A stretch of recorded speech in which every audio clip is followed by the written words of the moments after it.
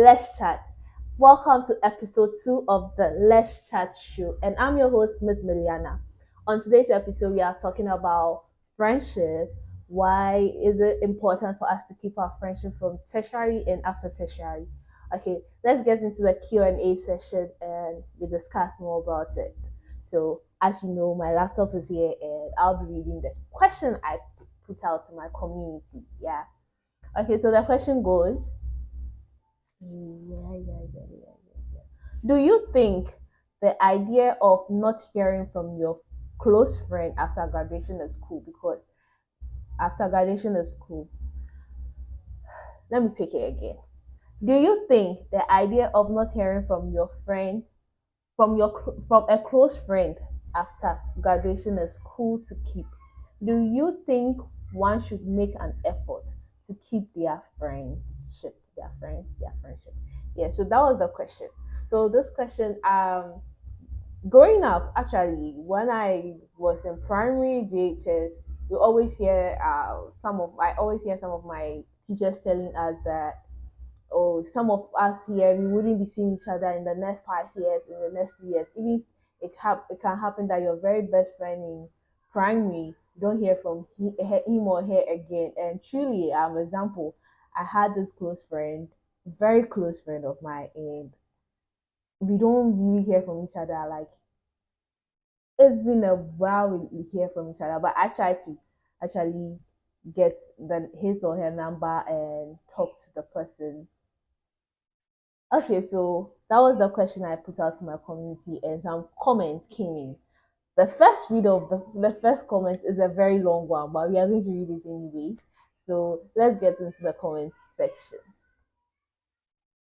So Frida said, and the comment is very lengthy, so we are going to take our time to read it. Okay, so let's go. Frida says, it's not advisable to keep it cool when you are not hearing from your close friend. What if he or she is not well or must have lost your contact due to their change of phones? Or what if that your close friend is in a condition whereby he or she doesn't want to discuss it with anyone?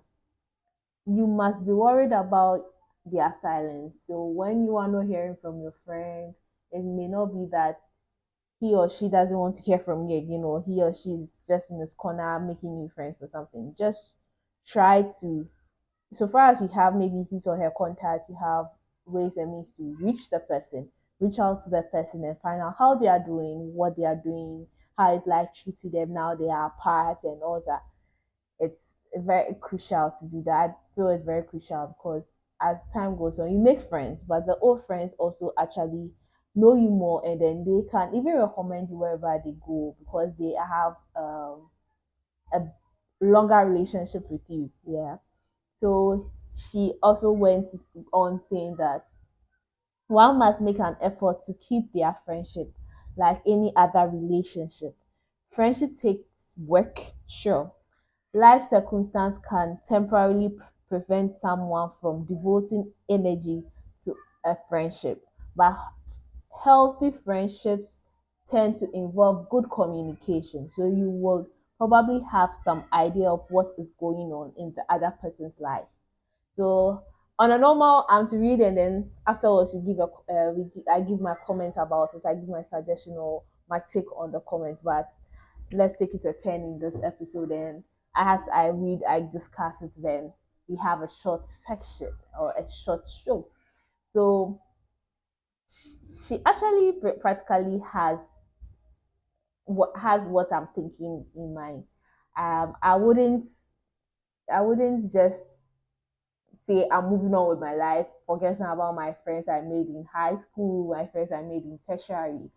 I actually have a small circle of friends, and these friends are have been with me for over a years, 5 years, 7 years, and I keep my relationship with them all the time. It's not like every day I'm talking to the person, but anytime I get the chance to talk to the person, I make sure the person knows that, oh, your girl is doing good. I hope you are doing good too.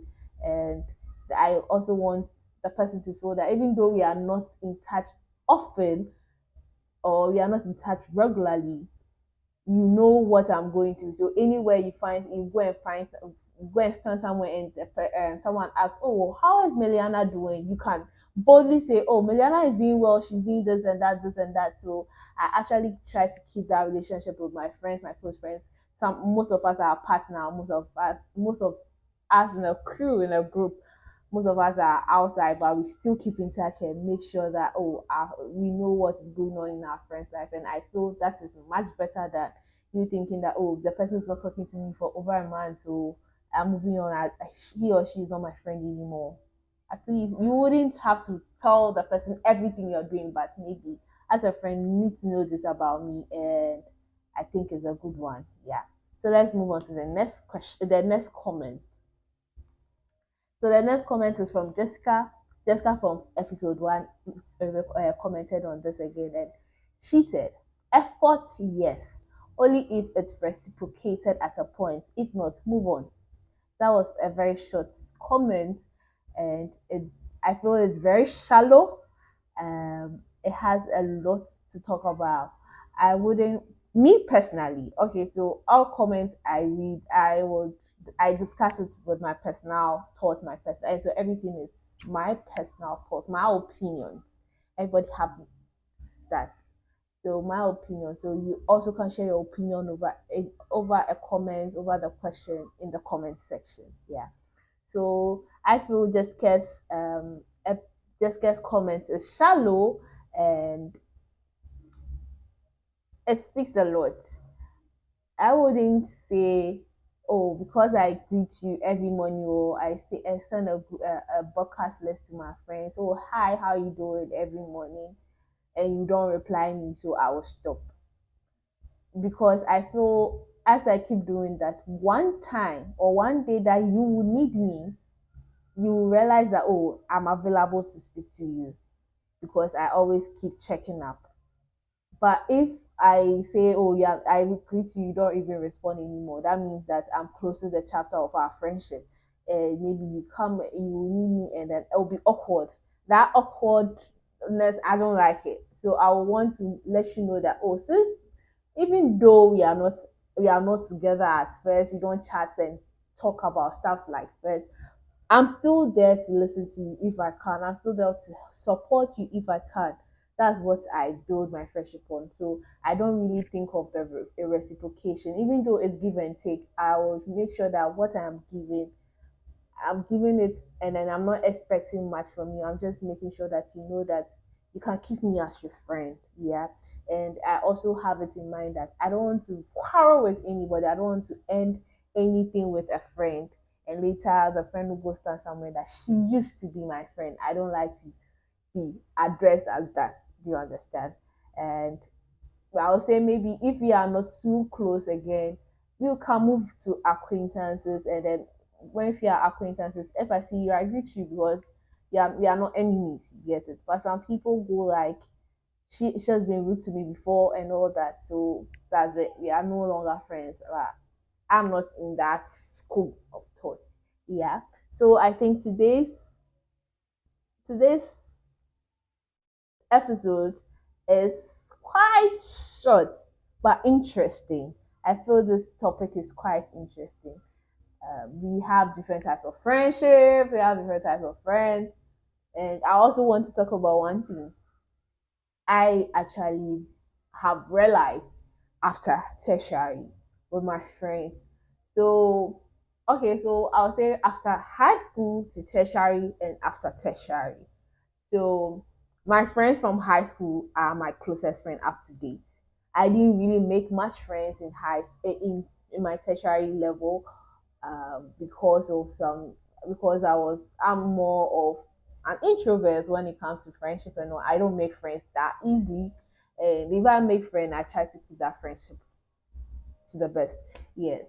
So I after tertiary I realized some things, and I realized that you, as a person, you need to identify yourself in any relationship, in any friendship you are. You have to identify which type of friend are you. I realized, oh, most of the times I'm a type of friend that my friends come to me when they need help, when they know that, oh, Francisca can support me, Francisca can help me do this. That's when they come to me. So I identify myself as that. And I identify that my friends would support me from afar. They may not necessarily have to come and hug me, come and come to my what's the name? Maybe my event, but they show their maximum support from afar. So I'm supposed to be cool about it. I'm not supposed to see that, oh, if you are truly my friend, you should have come for my event. Cool. If you come for my event, that's another plus that, oh, really, my friend is, you get it. But if my friend is so supportive over the phone, online, over the phone from a distance, I know that that's the limit we are in. So even if I'm going to give my all to that friend, there's a limit that, nah, I shouldn't go overboard. Otherwise, it's going to be like I'm overdoing things for that friend. So I learned this after tertiary because when I found out, I cried. Yes, I cried, and it was so educative in the process. I realized that, oh yeah, so every friendship has a level you have to find yourself in. And it's good as a person, you find out that this my friend, this is how far I can go for my friend. So that I won't be that I'm giving my all to my friend and I'm expecting my friend to do much for me, and then he or she doesn't do it, and then I go mad about the person and start quarreling and start be, being uncool with this person. So identifying your level of friendship as a person to another friend is really, really crucial to me. I feel everybody has to think of that too, because it makes you, it makes you it makes you sane to know that, oh, this my friend, even if I send my invitation card to him or her, she may come, she may not come. And if she comes, it's cool, I like it. If she doesn't come, it's cool, I move on. Like, you wouldn't have some small hurt in you that, oh, my friend didn't come. It's going to be okay that you know that, oh, if she comes, it's cool. If he doesn't come, it's cool. If you have that built up, you wouldn't be hurt that much, because most of the time you feel so hurt when your friend does something to you. Like, it's so painful. Like, you can cry out all night because a friend did something to you and you didn't expect it. So it's like you should identify that. I'm talking too much, so I'll end it here. Identify your level of friendship.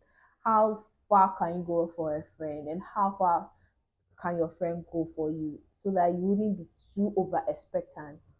Yeah.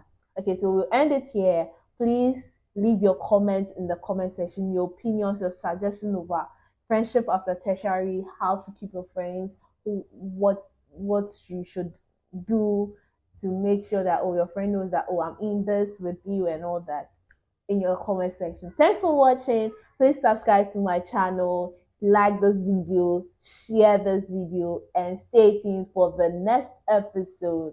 Thank you. Peace out.